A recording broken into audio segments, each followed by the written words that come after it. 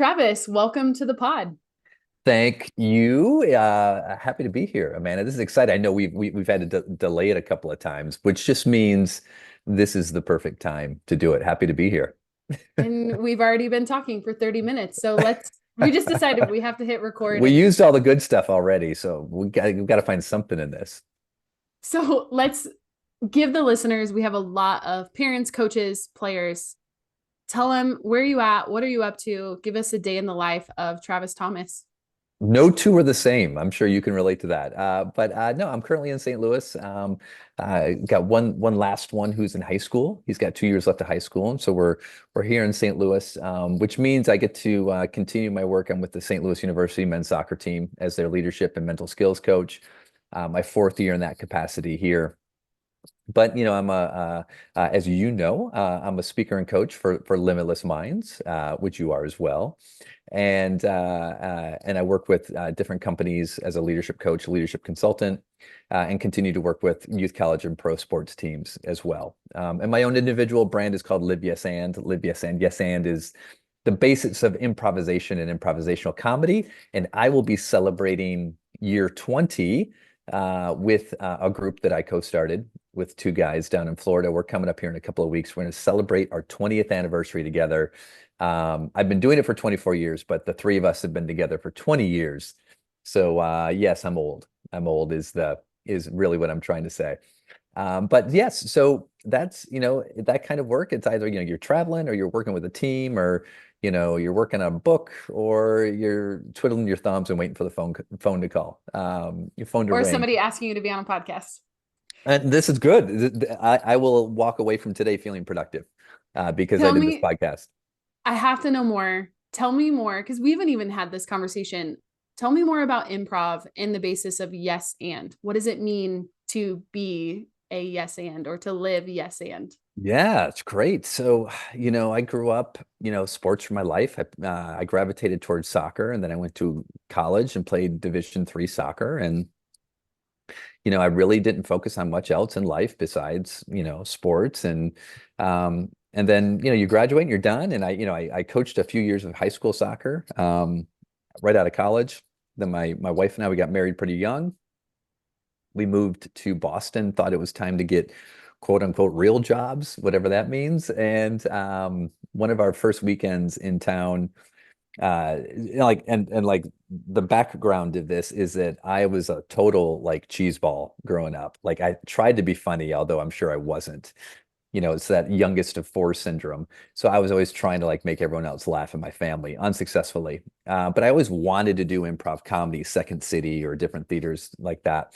But I didn't. And so we went to an improv show that had just opened a few months previous.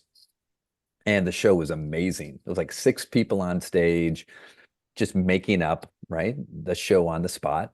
And I was blown away. And I was like, how do you do that? Like that, is that a gift or is that learned? How do you do that? And I called and they had a training center for classes. And I signed up for a level 1 class. And then 8 weeks later, I went into level 2. And then a year and a half later, I was graduating from level 6. And again, not because I wanted to be a performer per se. I just loved it. All the skills and the ideas that I was learning. I'm like, this is so interesting. This is fun. Light bulbs were going off left and right. And then they were having auditions for a touring company, and I made the touring company. And then the next couple of years, I worked my way up to the main stage cast, and I was on the main stage where the really talented people were. So I'm not sure while I was there, but the skills of improv, like Amanda, it's again, growing up in sports, what you learn right away in improvisation is that this is collaborative. This is you and I creating something together. Okay, well then how do two people or three people or four people create something together when we all have different perspectives? Well, then the only way we're going to be able to do that, there's got to be some rules. There have to be some rules that allow us to do that. And that first rule that you learn is yes and that is the basis of improvisation. If you can yes and, you can improvise. And so this is how you learn it, Amanda. So Amanda, if you and I, we're going to tell your audience about a road trip that you and I are taking this weekend. Okay. Just so the audience knows, I didn't let Amanda know that I was going to force her to improvise on her podcast, but we're going to. So we're going to tell your audience about a road trip that you and I have planned this weekend. And so whatever I say to you, Amanda, before you respond, you're going to have to say yes and first. You're going to say yes and all you're going to do is build off of whatever idea I gave you, but which means you're giving me an idea back, and all I'm going to say is yes and to your idea and build off of your idea. Neither one of us say no, and neither one of us ask a question. We're just making yes and statements, and that's it. And so all we have to do is say yes to the idea you gave me and build off of it. Make sense? Makes complete sense. Awesome. All right, I'm a little Amanda, nervous, but this is you good. should be. Absolutely. That's the other thing. That's why improv's so fun, man. It's This is sport. good. It's like, oh, go stand up in front of a group of people and be funny with no script. That feels like the start of a soccer game for me, or like you standing on the mound, right? Like, ooh, I feel those butterflies. Let's do this. All right, so here we go. Amanda, I am so pumped about the road trip we're taking this weekend. I can't believe that you rented a Winnebago. Yes, I was so excited. And I also planned our snacks, but I also wanted to make sure that you were able to bring some too. Yes, yes. And I've got a discount. So we're going to stop at all the Trader Joe's along the way and just get new snacks along the way. Yes, and I saw that there was a blog. One of my good friends runs a blog, and we should watch her videos because she teaches you how to make different cultural foods from Trader Joe's ingredients. Yes. And I love that. And that's why we got the deluxe Winnebago that has a full pimped out kitchen in there. Yes, and where will we sleep? Yes. And your uncle has decided to let us stay in his Airbnb right outside of Las Vegas. Yes, and that's why I invited Ellie and Travis and Charlie to come with us because I knew that they would love Vegas because Yes, yes, yes. yes. And Ellie is going to debut her jump rope one woman show at the Bellagio in Vegas. Yes, and I can't wait to tell her. All right, we'll end it right there, man. Good, good, good. I So see, yeah, I see where the humor needs to come in. I need to work on the humor part. no, That was no, you don't need to work on the humor. The humor, it's actually, we call it truth and comedy. Don't try to be funny. The funny will just come naturally, as it did. And so that is improvisation. So as long as the actors or performers are adhering to the rule of yes and, well, what is happening? Well, each of us is collaborating with the story. Neither one of us are in control. We're working with one another. Everything is moving forward. We're not getting stuck by saying no. There's no disagreement. There's still conflict, but there's no disagreement. mm, And what we're having to do in the process is just work with one another, and we're problem solving along the way. Every new idea is yeah. another problem that needs a response to it. But I noticed that I wanted to seek control. I know this Yeah. tendency about myself is that Yeah. a lot of the things that I come up against, if I can control it, I caught myself trying to think ahead. And then when you said something, that whole idea You're like, was out the shoot, we're window. not going there. He took us over here.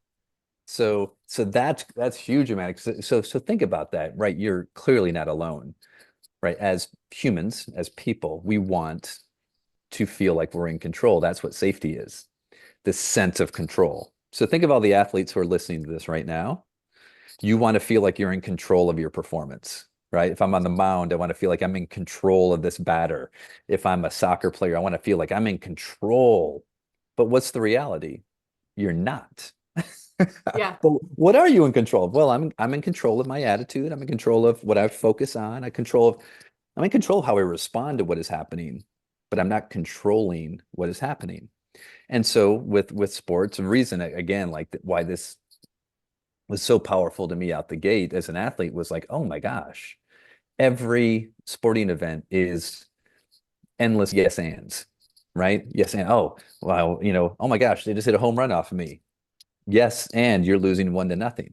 All Mm, right. Your reality, it's like every yes and is your new reality. Yes, and I need to make sure that I'm protecting the plate. Yes, and I need to make sure. So every time, every new play, every next play is the next yes and so we're either going to collaborate with it and work with it, or we're going to slip into that denial, which is, well, this shouldn't be happening, or this umpire stinks, or why is this coach doing this, kind of that BCE, blaming, complaining, making excuses. And we start to go into that victim mindset, which just wants to argue with reality, right? And we all know when you argue with reality, who wins, right? Never you, right? So you just stay stuck. The longer you argue, just like you said, like, oh, shoot, I wanted to control the story, but then you said something and like, oh, no. So it's our ability to keep going with the new reality and work with it Mm-hmm. instead of trying to control a reality and work against what's actually happening. And so that was the big light bulb for me with improvisation. I was like, oh, this is life. Yes, and live yes and. Yes, and is life. Like I cannot control what happens to me in my life in the real world. But can I yes and it? What if I yes anded? Yeah, how Uh, that uh, would change your perspective, your attitude, your yeah, feeling. because why? Because it's real. It's Yeah. happening. That pandemic was dropped in my lap. I didn't want it, but how do we yes and through it? And oh shoot, my coach on the team doesn't, right? Okay. How do you yes and through it? Or well, you know what? I'm in a slump right now and I just can't back. Okay, yeah. Yeah, yeah. How do you work with it instead of, being in, denial of it or arguing with it?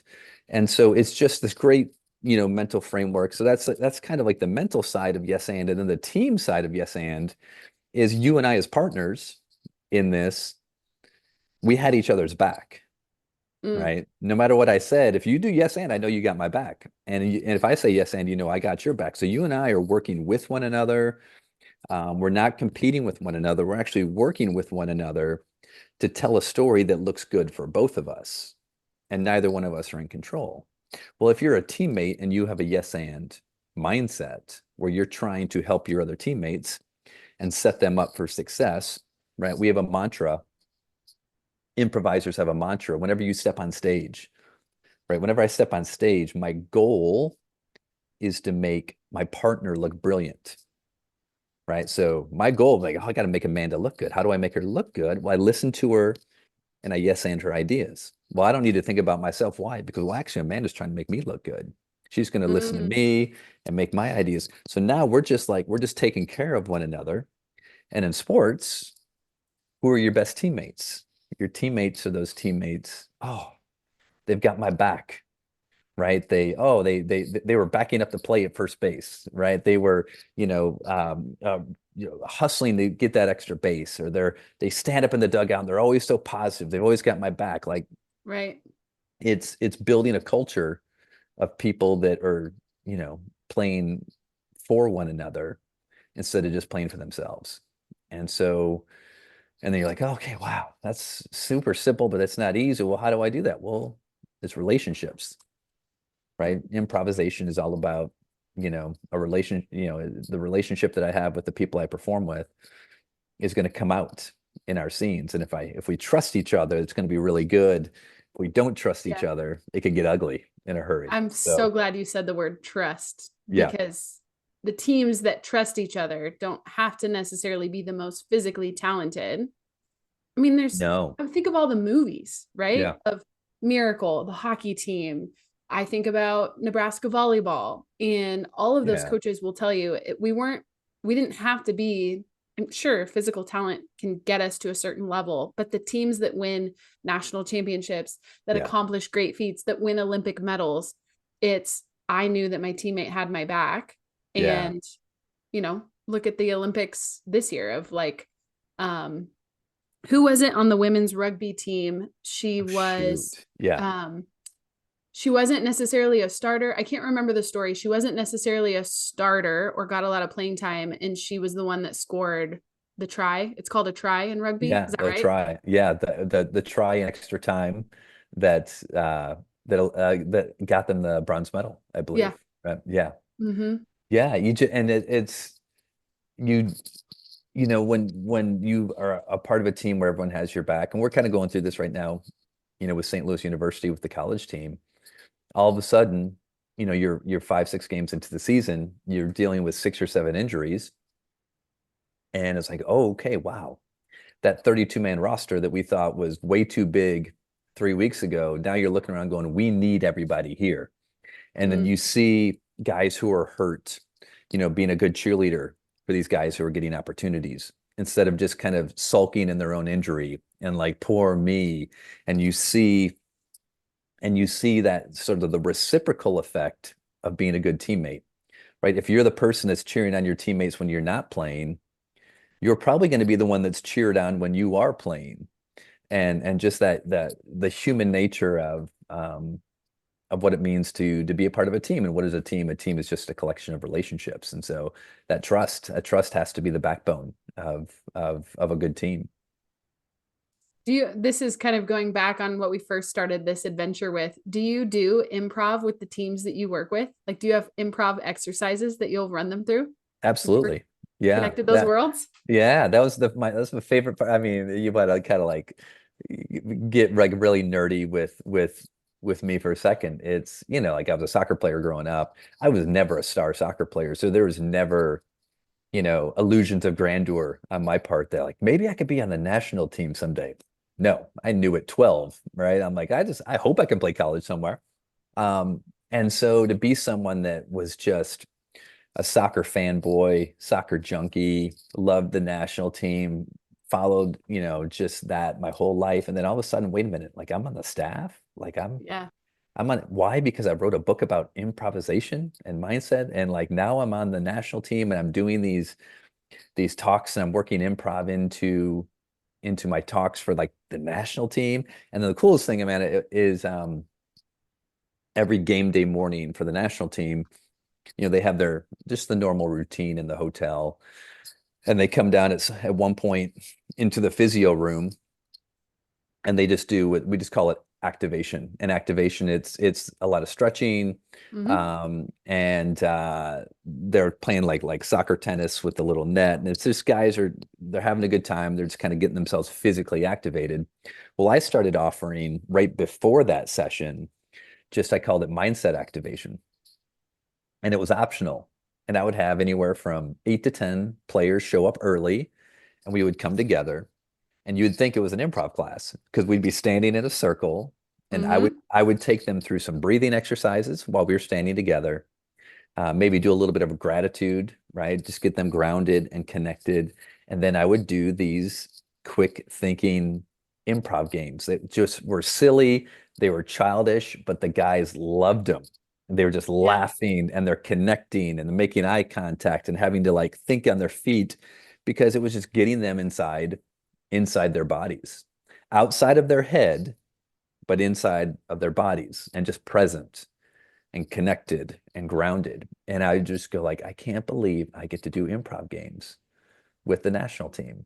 I'm like, this is really, really silly, stupid that my life has kind of come full circle to being able to do that. So absolutely. And like with St. Louis University, like coach, he loves the whole improv component. And so we did a spring retreat with the team last spring. And I said, hey, do you want me to do like an hour Yes and workshop with the guys? He's like, yeah. So I introduced Yes and now just had the guys coming up and having to create stories. And it's just, you just see so much like levity and childlike joy in giving people permission to be silly and to play Yeah.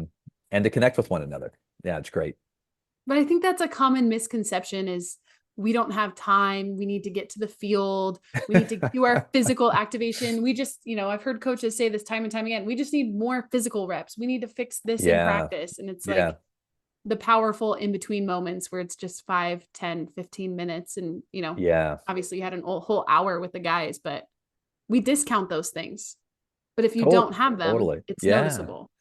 Yeah, and what you and I know is, most coaches still see this kind of stuff as extra, as Hmm. add-on. Oh, we don't have time to do that. It's like, what are you talking about? Like, this needs to be because this is right. This is mindset. This is how we communicate. This is how we connect. This is, putting an emphasis on relationships and relationship building. It needs to be a part of everything that you do it's not an extra thing that you do. Now, I'm not to say that you can't build extra time to do team Sure. building and to do this kind of stuff, but if we see it as, if I'm a coach, I'm like, yeah, I'm just gonna speak to the players that I've always spoken to them for 10 years. And then Travis, come in at the end for 5 minutes and talk to the players about communication and feeling. What are you talking about? Yeah.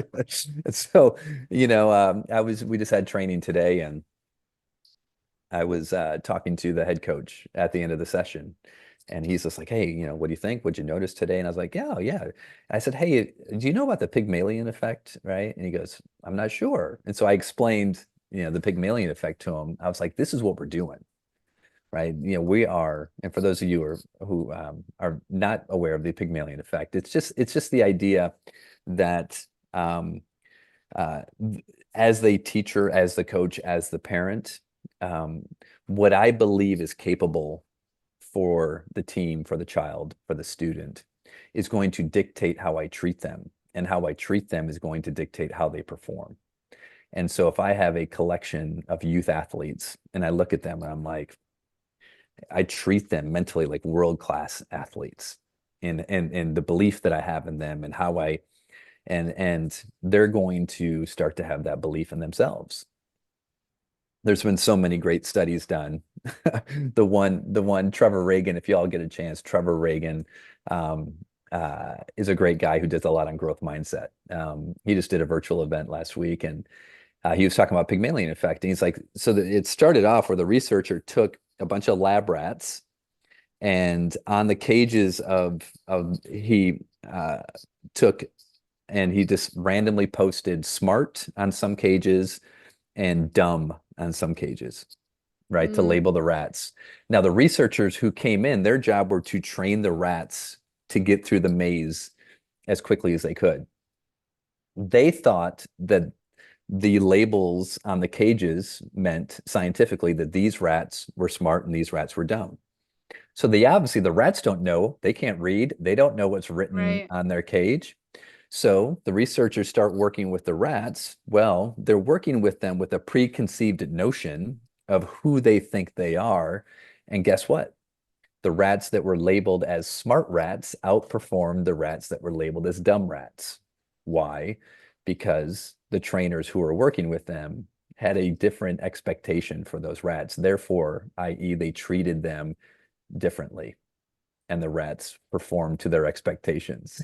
How Wow. how crazy is that? How crazy is that? So But there's as being in education, I'm thinking yeah. about I got to tell my mom about this as a teacher. And Mm. I mean, I even think about this as like pitching lessons. I could go back to, I always had this belief that's now been shifted. I had this belief that I could not teach a kid how to pitch until they were 10 years old. So how did I treat my 8, 9, and 10 year Yeah. olds? Yeah. Like, no It's wonder they not didn't learn how to not pitch gonna work fast enough out. because No, I had my no. preconceived notion. Travis, oh my gosh. Yeah, and you talked about education. There's been so much great research done around teachers. Similarly, where you take a class, let's say our sixth grade class this year is just too big, so you have to separate them into two classes. You just randomly separate the class into two classes. And one teacher takes a class and says, "Hey, just want to let you all know that you all are with me because you were deemed the exceptional students." And then as Their that year goes beliefs and on, behaviors match. who starts to outperform? Yeah. They weren't the exceptional students, but when you're treated that way and you create a belief that, Mm, wow, I guess we're exceptional. So what do you start to do? You start to, as we hold someone to a higher standard, they start to hold themselves to a higher standard. But the most important thing is they start to behave at that standard, right? Belief is great, but belief has to drive behaviors, as mm-hmm. you and I know. So it's as we, but the belief has to be the starting point. We've got to have a sense of belief to help people, to help students, coaches, players um, move outside their comfort zone into better behaviors. But that belief helps drive those actions and those behaviors. But if you know, Tua Tagovailoa, the NFL quarterback, Oh, yeah. I which was going to bring up that example earlier. It's a perfect example of this. yes, right now, obviously he's with his recent concussion. It's who knows if he'll ever play again. but obviously last year he has an amazing season after having a new coach for the second year. And the first coach he had, when asked what was the biggest difference between the two coaches that he's had, one, he's an all-pro coach, one, he's an all-pro player, the other one, he was having a hard time getting off the bench. And his example as well, imagine going into work every day and your boss is telling you that you stink, you're no good, I didn't even want you here. And then the next year you have a coach that says to you, you are the perfect quarterback for this team. You are the perfect quarterback for this system. Which one are you going to perform better in? That's sort of the Pygmalion effect right Right. there. So, and so as coaches and as coaches, parents, and teachers, we've got to think long and hard. How do I talk to my players? How do I talk to my children? What language do I use? Am I putting them in boxes? Am I Mm-hmm. leaving room for growth? Am I encouraging them outside of their comfort zone with belief or Yeah. with fear? And all these different things really, what do I believe? And then we have to go, oh shoot, well, what do I believe is possible? Is my lack of belief holding back, a team or a classroom? Yeah, I all think this there's stuff. a belief there in parenting. And I have shared this story a little bit on the podcast. I had the belief as a young female coach, when I coached at the high school level, I had the belief that if I praised my athletes, it would make me look soft. Mm, I had to be a mm, hard-nosed coach. I had to yeah, crush the X's and O's. I had to prove to them that I knew what I was doing. And in that experience, I lost who I was as a person of I'm your hype girl. I love being that assistant coach. I don't like making the roster. I want to see you succeed. yeah, And in becoming a head coach and chasing those X's and O's, the win losses column, I saw firsthand the effect that happens when you stop praising your athletes and you assume, well, of course they know. Of course they know that I love them. Of course they know I think they're good enough. But if you're not verbalizing it, that's the hmm number one thing that I've started coaching parents.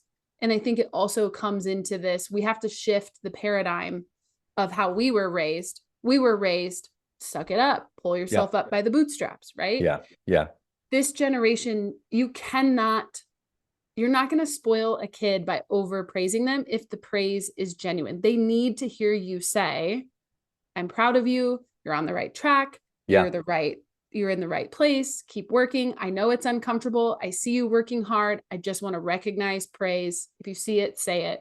And if I could go back, I mean, that right there is the one thing that I think would have changed my entire coaching trajectory. yeah, yeah, absolutely. And that's such a common trap for most head coaches to fall into, because I think, yeah, to your point, most head coaches believe, and we, because it's usually the experience that we had as a player, right? Mm-hmm. Well, the head coach was the hard driver. The assistant coaches are get to play good cop, right? Head Yeah. coach is bad cop. Assistant coaches, their job is to be the good cop, to come in and clean up the mess and to reinforce that belief, because the head coach, they have to keep a firm. And you're like, well, do they? Right? What if you flipped it? What if head coach was Mr. or Mrs. Belief, and you've got the assistant coaches who are on the side, maybe driving more specific feedback and driving that, because whose voice is the most important voice in the room? Always. It's the head coach. Mm-hmm. The assistant And coach can, parents. and parents. If we're Yeah. using this analogy for parents as well, Yeah. Yeah.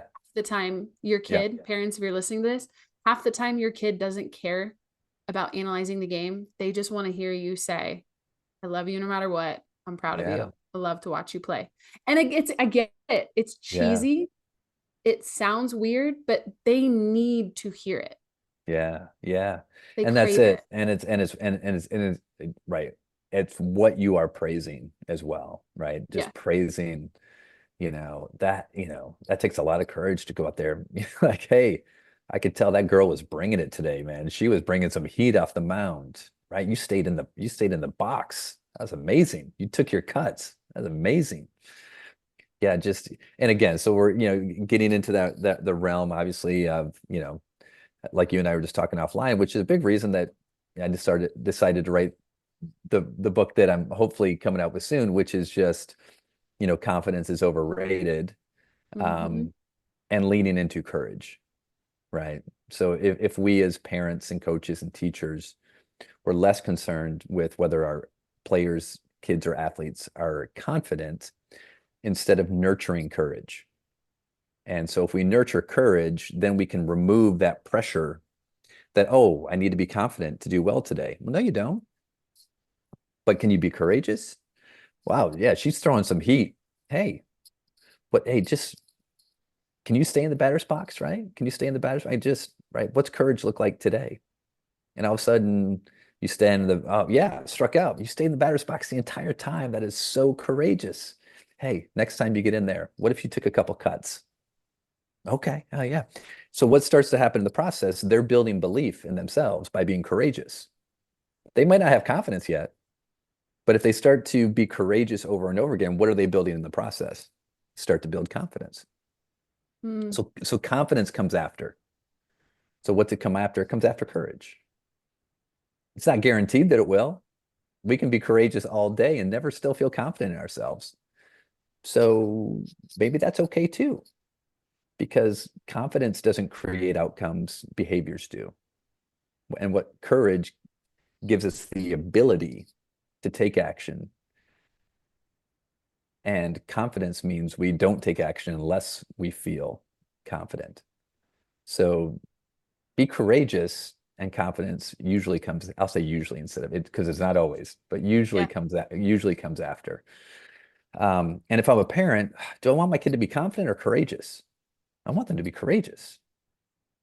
If I'm a teacher, do I want my students to be sitting there so full of confidence, or do I want them to be like courage? Because courage also means we're moving outside of our comfort zone. Because if it's only courage if there's fear. Courage without fear isn't fear, it's comfort. Mm, And comfort doesn't tend to grow too quickly. Unless you're a couch potato. right. Um, but that's the thing. And so we, as an athlete or as a learner, as a person, right? We want to have courage to gain confidence and feel more comfortable. This is awesome. I feel more comfortable in the batter's box. Well, then now what's our next job? Is to get uncomfortable again to get better so that we can get more confidence and get more comfortable leveling up. But we never stay there. We never stay in the comfort. The comfort is almost the signal that it's time to get courageous again. Yeah. Keep It's moving not, that box. yeah, it's not the destination. And I think sadly, our society keeps reinforcing the idea that confidence is that comfort is the destination.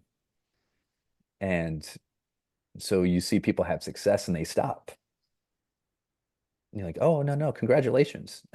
But like, guess what? Right. Now what do you want to do? Well, what do you mean? I mean, this is nice, but you can't stay here. Or the lack of, if your athlete is procrastinating or struggling with perfectionism, Mm, it's this idea of, I will be confident when. yeah, And if you swap that out and you say, well, yeah, confidence is not a destination, it's a decision. Courage is a decision. It's a daily decision, a yeah, weekly decision, a monthly decision. Well, what's the decision? I'm hearing you say loud and clear, it's the behaviors. Well, you can take action yeah. on your behaviors even when you don't feel confident. I started working out again. Travis, I had such wobbly legs after leg day. I fell twice on the stairs. That's Yeah, not confidence, but I that's not still chose confidence. to show up. I'm back in the gym. I'm in a place where I used to be comfortable. I Yeah, mean, former college athlete, we used to lift every single day. Now I'm yeah, putting myself in an environment where I that makes complete sense because it's something that I used to have confidence in, yes.